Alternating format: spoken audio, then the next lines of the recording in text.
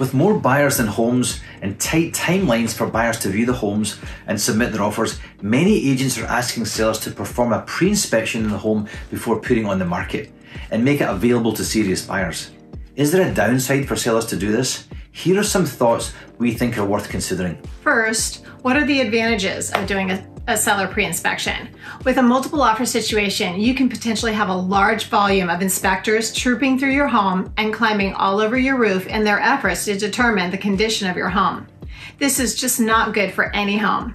Secondly, more offers are being submitted on homes that have a pre-inspection, as many buyers are tired of paying for inspections only to have their offer not accepted. By doing a pre-inspection that the buyer can review ahead of time, more buyers will likely come forward with an offer, driving up the competition, which is good for the seller. With a pre-inspection completed, there's typically less contingencies in the offer, which means less ways the offer will come apart and less negotiations to be made by the seller.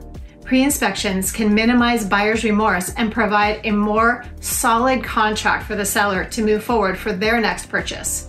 If a buyer doesn't have the time to do an inspection and decides to waive it, he may later decide to drop out of the deal, and the deal could potentially come apart. While pre-inspections are mostly positive for the seller, there are a few disadvantages.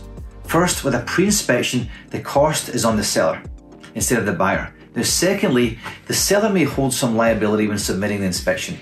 If the inspector misses something, it could potentially be a liability for the seller, but this can be reduced through careful paperwork on the side of the listing agent.